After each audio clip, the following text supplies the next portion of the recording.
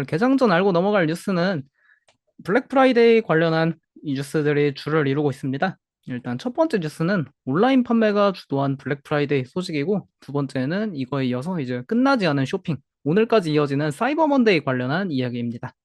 바로 첫 번째 뉴스 살펴보도록 할게요. 일단 올해 블랙 프라이데이 블랙 프라이데이에는 이 온라인 쇼핑이 확실히 트렌드로 좀 자리 잡은 모습입니다. 이 블랙 프라이데이 당일에만 온라인에서 98억 달러가 소비되었고요.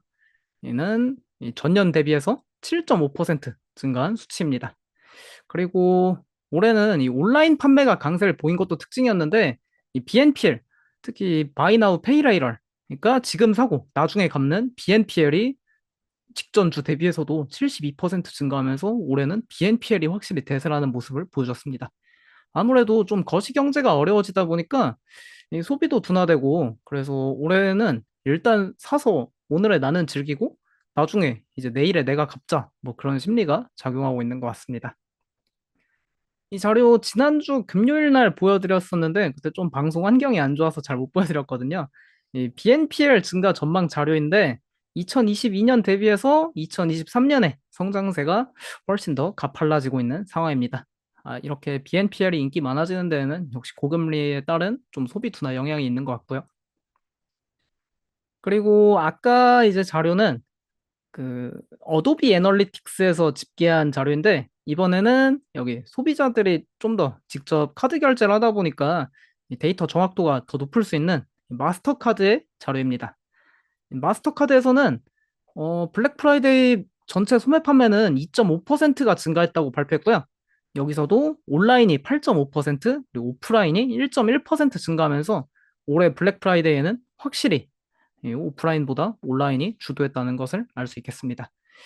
아무래도 이 팬데믹 때는 좀 2020년에는 다 못 나가니까 그때 온라인이 엄청 강세를 보였다가 또 2021년, 22년에는 이제 또 그 오프라인이 그리워서 그땐 또 오프라인이 좀 강세를 보였거든요. 근데 이제 다시 온라인이 강세를 보여주는 모습입니다. 그리고 이 온라인 판매가 오프라인 대비해서 여전히 더 빠르게 성장하는 모습을 보여주고 있긴 한데, 여전히 전체 소매 판매에서 온라인이 차지하는 비중은 아직 15%에 불과합니다. 그러다 보니까 앞으로도 이 온라인 소매 판매 시장이 더 많은 성장을 이룰 수 있지 않나, 그런 기대감이 있고요. 그리고 온라인 시장 확대에 따른 최종 승자는 역시 누가 뭐래도 아까 프리마켓에서 가장 많이 상승하고 있던 아마존이 아닌가 싶습니다. 그리고 다음은 이 블랙 프라이데이에 이어서 오늘까지 이제 오늘 쇼핑 행사가 이어지는 사이버 먼데이입니다. 어도비 애널리틱스에서 사이버 먼데이 매출이 이번에 5.4% 증가할 것으로 예상하고 있는데, 이게 끝날 때까지 좀 확실하게 지켜봐야 한다는 의견들이 많아요. 왜냐면은 이 올해는 소비자들이 좀 조심스러운 경향이 있다 보니까 아까 봤듯이 BNPL도 많이 하고 그러잖아요. 그래서 소비자들이 이 할인을 더 많이 할 때까지 좀 눈치 싸움을 하면서 이 구매를 계속 미루는 경향이 있다고 합니다. 그러니까 이제 오늘이 그 연휴 쇼핑 행사 마지막인데, 이 오늘까지 할인을 더 높게 하는 제품이 없나, 그걸 계속 찾아보면서 오늘 이제 사이버 먼데이 끝나기 막판에 구매가 또 몰릴 수 있다는 이야기도 있어서, 그래서 오늘 하루 지나고 이제 발표되는 데이터 봐야 되는데, 어쩌면 좀 이 시장에선 되게 소비가 죽을 거라 우려 많이 했거든요. 근데 좀 막판에 더 소비가 만약에 쏠린다면은 미국의 소비가 생각보다 엄청나게 좋을 가능성도 있지 않나, 그런 전망이 있습니다. 그러다 보니까 이런 리테일 ETF, RTH, 이 바네크 리테일 ETF 이런 거 좀 괜찮다는 그런 이야기도 오늘 뉴스에서 하나 봤네요. 이게 최근 한 1, 2주 동안은 S&P 500보다 좀 더 좋은 성과를 보였다고 합니다. 생각보다 미국의 소비가 강하다 보니까요. 그리고 세 번째는 오늘 이 비만 치료제 그 과대 광고, 하이프라고 하죠. 이 비만 치료제 과대 광고를 좀 경고하는 그런 목소리가 나왔습니다. 여기 이 감 인베스트먼트의 니알라 갤러거 매니저라고, 이 감 인베스트먼트가 유럽에 있는 그런 헤지펀드라고 해요. 근데 이분이 올해 동종 펀드의 88%를 능가하는 수익률을 기록했다고 할 정도로 그 유럽에선 되게 스타 펀드 매니저로 꼽히는데, 이분 말로는 현재 비만 치료제가 중장기적으로는 성장이 확실하긴 하지만 현재 좀 이 기대의 정점 수준에 있지 않나 싶어서 자기는 노보노디스크 포지션을 절반 줄였다고 합니다. 그러니까 이게 중장기적으로는 가는 방향이 맞긴 한데 이 좀 이렇게 거품이 꺼져야 한다고 전망하고 있네요. 그분이 좀 근거 자료로 드는 자료가 이 노보노디스크의 PER 이 배수를 근거로 됐거든요.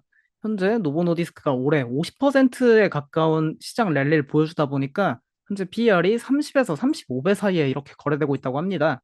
근데 과거 20년 평균을 보면은 노보노디스크의 PER 평균이 20배 아래인 한 19배 정도로 거래됐다 보니까 현재 그때 대비해서 좀 많이 프리미엄이 끼었다 하면서 경고를 하는 모습입니다. 근데 또 이렇게 멀티플이 크게 높아졌다는 거는 그만큼 노보노디스크가 성장성이 확실히 확보됐다는 이야기도 되겠죠. 근데 또 이분 말씀으로는 이 제약 기업은 결국 특허가 만료되기 때문에 좀 경계해야 할 필요도 있다. 뭐 그런 이야기를 하더라고요. 그리고 오늘 월요일이니까 지난 한 주 동안 있었던 이제 섹터별 퍼포먼스 한번 체크해 보도록 하겠습니다. 지난 한 주 동안에는 헬스케어 섹터가 1등을 했어요. 2.2% 상승으로. 이 보면은 노보노디스크가 52주 신고가 경신하면서 이런 좀 헬스케어 섹터 전반을 끌어올린 영향도 있고 최근에 보험 기업들이 52주 신고가에 계속 포착되고 있다고 좀 이야기를 많이 해드렸거든요. 여기에 뭐 손해보험이 보통 많지만 생명보험 기업들도 최근 주가 퍼포먼스가 되게 좋습니다. 유나이티드 헬스 같은 그런 보험사들이 포진돼 있다 보니까 헬스케어가 좀 많이 상승한 경향이 있고요. 그리고 또 최근에는 의료 장비 기업들이 비만 치료제 타격으로 많이 하락했었는데 그게 최근엔 또 주가를 많이 퍼포먼스가 좋더라고요. 그래서 헬스케어 기업, 헬스케어 섹터 지난 한 주 동안 최고의 섹터로 꼽혔습니다. 반면에 에너지는 지난 한 주 동안 오펙 플러스 회의 관련 이슈가 있어서 가장 저조한 성과 보여줬네요. 지난 한 주 동안 특징적이었던 기업들 보면요. 엔비디아가 실적 발표 이후에 이렇게 한 주 동안 3.44% 하락한 게 특징적이었고, 여기 보면 팔로알토 같은 그 사이버 보안 기업 실적 발표 당일에는 주가 좀 하락했는데 그 이후에 뭐 자사주 매입 발표도 나오고 꾸준히 상승해서 9.7% 상승하는 모습 보여줬습니다. 그리고 이쪽에 보면은 여기 의료 장비 기업들이 뭐 다나오, 서모피셔 사이언티픽, 메드트로닉 같은 인투이티브 서지컬 이런 의료 장비 기업들이 지난 한 주 동안 상당한 강세를 보여줬습니다. 그리고 또 보잉이 지지난주, 2주 전에도 한 6%대 상승 보여줬는데 지난주에도 6%대 상승 보여주면서 현재 보잉이 주가가 상당히 강력한 모습 보여주고 있습니다. 그 외에 눈에 띄는 거는 뭐 딱히 좀 보이지 않네요. 그리고 오늘 실적 발표 기업은 이제 장전에는 따로 없었고 월요일이다 보니까 장 끝나고 지스케일러 실적 발표가 있습니다. 이번 주에 지스케일러랑 크라우드 스트라이크 홀딩스 그 두 개 사이버 보안 대표적인 기업들 실적 발표 있는데요. 이것도 오늘 장 끝나고 한번 체크해 보시면 좋을 것 같습니다.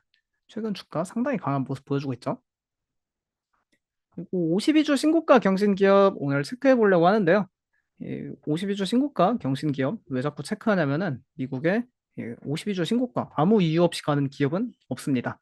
다 52주 신고가 경신하는 기업들은 다 이유가 있거든요. 이 기업이 이 산업이 엄청 잘 나가고 있다던가 기업에 뭔가 특별하게 이벤트가 있다던가 뭔가 기업이 변화하고 있다. 그렇기 때문에 52주 신고가에 자꾸 포착되니까 이걸 트렌드를 파악해야 합니다. 그래서 오늘 한 5가지 준비했는데 일단 노보노디스크가 정말 오랜만에 52주 신고가 경신 기업에 포착됐고요. 그리고 또 연말 쇼핑 시즌이다 보니까 핀투어투어 테무 운영하고 있죠. 현재 전 세계 거의 싹쓸이 하고 있는 쇼핑 플랫폼인데 테무 운영하는 핀투어투어 나왔고 그리고 아까 말씀드린 지스케일러 사이버 보안 기업 나왔습니다. 그리고 최근 비트코인 이 상승률이 상당히 좋던데 그래서 코인베이스 글로벌도 나왔어요. 그리고 5번째는 이것도 많이 아시는 분들도 있을 거고 좀 생소하신 분들도 있을 텐데 중국의 사교육 업체 중 하나인 뉴 오리엔탈 에듀케이션 나왔습니다. 중국 ADR 기업들이 최근 좀 52주 신고가 경신 기업에 많이 나오는 게 좀 신기하네요. 뭐 네디즈 같은 것도 자꾸 52주 신고가 그런 거 그 부근에 있더라고요. 중국이 생각보다 뭔가 있는 것 같습니다. 일단 노보노디스크 먼저 살펴보겠습니다. 오젬픽이랑 위고비로 대표되는 비만 치료제 만드는 기업이죠. 현재 바이오 의약품 시장에서 비만 치료제보다 뜨거운 게 없는 상황이라 노보노디스크가 일라이릴리에 이어 시가총액 2위 제약사 기록하고 있는데 한번 또 어떤 이슈 있나 보도록 하겠습니다. 일단 비만 치료제 매출이 현재 계속해서 급증하고 있는 상황입니다. 노보노디스크의 오젬픽 매출이 이렇게 분기를 거듭할수록 이게 연이 아니라 매 분기거든요. 매 분기 엄청난 속도로 성장하고 있고 위고비 역시 가파른 속도로 성장하고 있는 모습입니다. 오젬픽이랑 위고비는 노보노디스크에서 만들고 있고 현재 일라이릴리에서는 마운자로랑 이번에 출시될 젯바운드 그렇게 두 가지 생산하고 있죠. 여전히 이 비만 치료제 시장에서는 오젬픽이랑 위고비가 지배자인 모습입니다. 근데 그래도 뭐 젯바운드 더 싸게 만들고 효과 더 뛰어나다니까 약간 그 두 기업의 경쟁이 좀 치열해질 예정이네요. 뭐 이렇게 비만 치료제 매출이 급증하다 보니까 여기 일라이릴리랑 노보노디스크 매출 성장 전망치도 상당히 높게 나오고 있습니다. 2023년에 노보노디스크 매출이 연간 매출이 33빌리언 달러에 육박하는데 이게 향후 5년 뒤에 거의 60빌리언 달러로 이게 이미 기업 그 매출 규모가 엄청난데도 향후 5년 뒤에 매출이 2배 된다고 합니다. 그러니까 이 비만 치료제에 대한 기대감이 상당히 큰 상황이죠.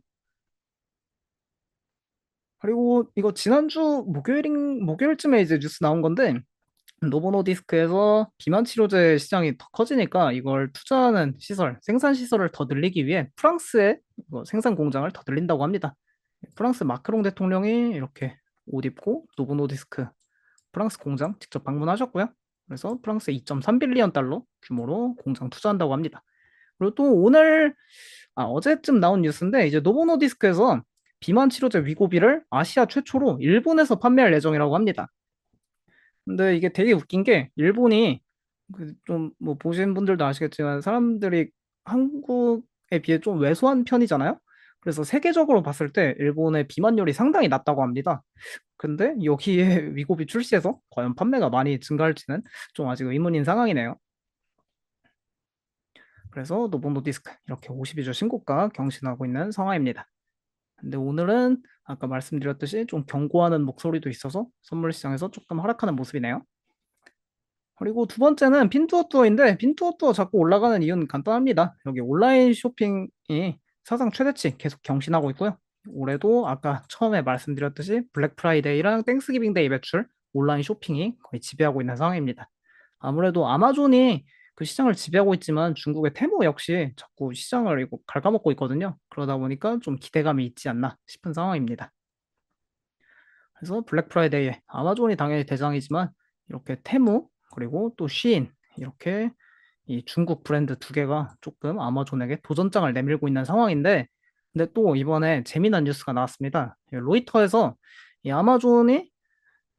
아마존을 따라잡기가 멀었다고 합니다. 이 중국 테무랑 쉬인이. 그러니까 테무랑 쉬인에 방문하는 사람은 진짜 많은데 이게 그러니까 방문하는 이유가 막 SNS에서 이거 진짜 싸다 해서 그냥 사실상 낚시성으로 들어가지는 거지 이 다 그냥 들어가서 그 윈도우 쇼핑한다는 겁니다. 그러니까 구매로 이어지진 않고 그냥 들어가서 구경만 하고 아 너네 싸게 파는구나. 근데 좀 품질 안 좋은 거 아니까 그냥 우린 아마존 가서 쇼핑할게. 뭐 그런 분위기라고 합니다.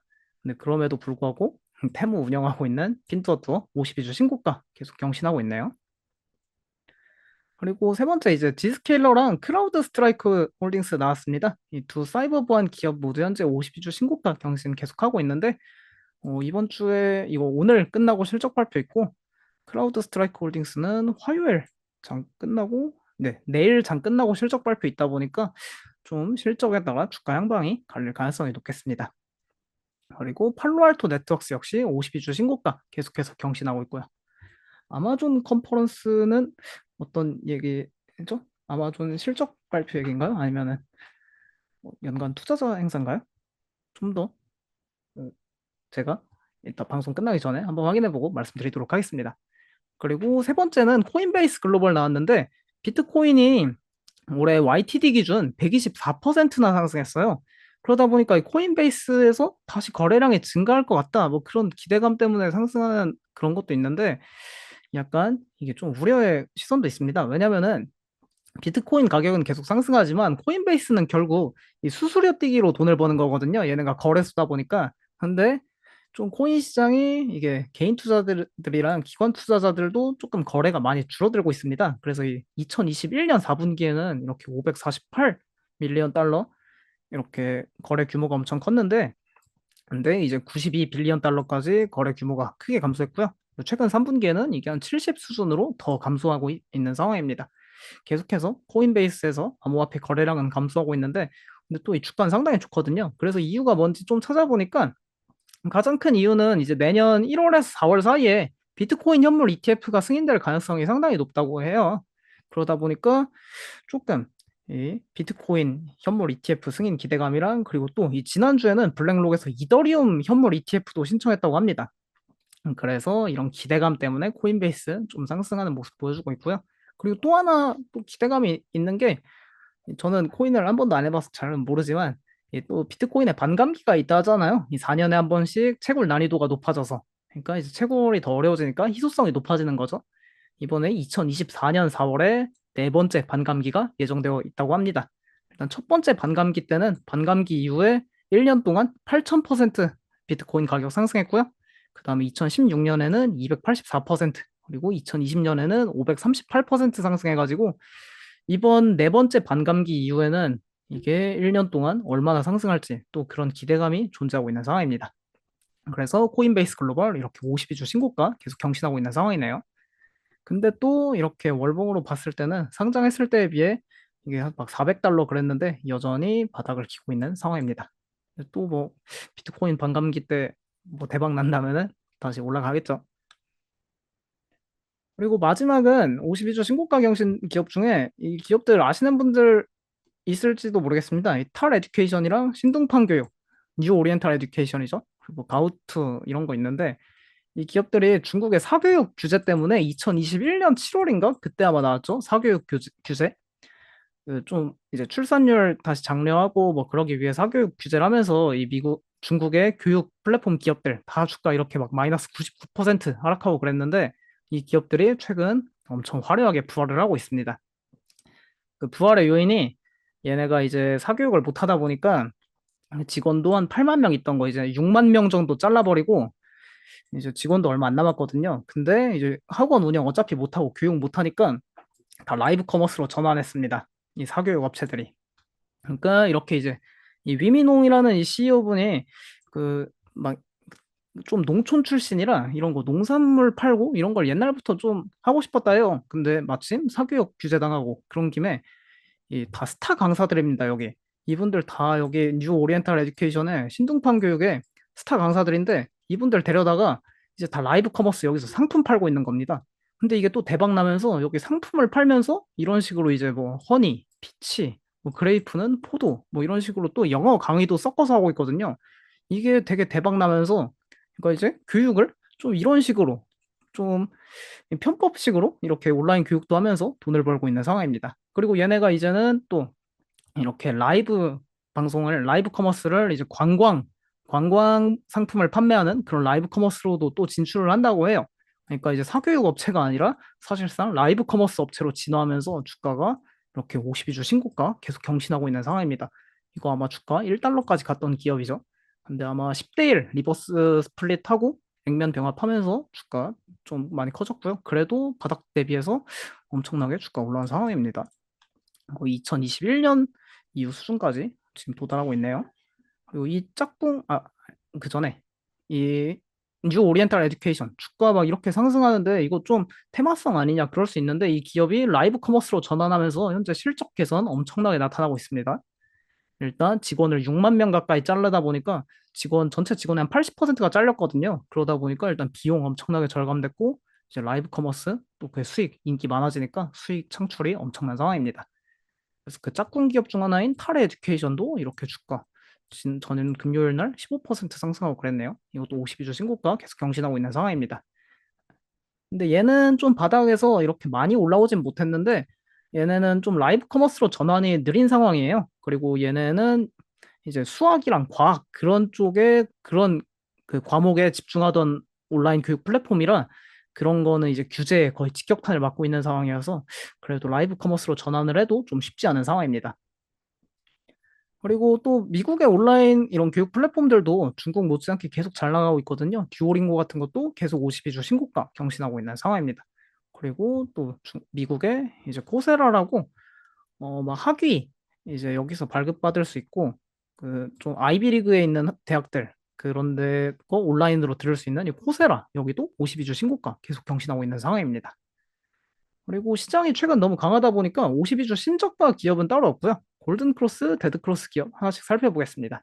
일단 골든크로스 기업에는 AO 스미스라고 S&P 500에 있는 이 히트펌프 만드는 기업 나왔는데 최근에 52주 신고가 경신 테마랑 뭐 기업 중에 히트펌프 기업 정말 많다고 얘기 많이들 했어요.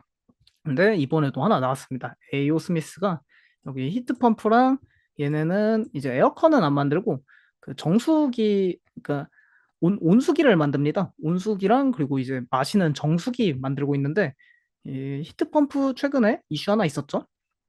바이든 해리스 행정부에서 인플레이션 감축법과 국방 물자 생산법을 이용해서 미국 내 전기 히트펌프 제조 가속화 지원책 지난주에 발표하면서 히트펌프 기업들 좀 주가 계속 탄력받고 있는 상황입니다. 그래서 AO 스미스도 52주 신고가 경신하는 기업에 포착됐네요.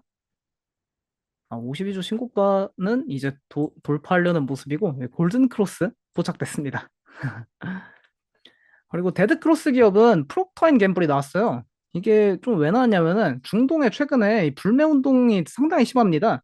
그러니까 이스라엘을 지지하는 그런 서방 브랜드들, 약간 팔레스타인을 박해한다고 이제 아랍권에서는 좀 팔레스타인을 지지하는 사람들이 많다 보니까 이런 분들이 이제 틱톡이나 이런 데 올리면은 조회수 100만 원 기본으로 나오거든요.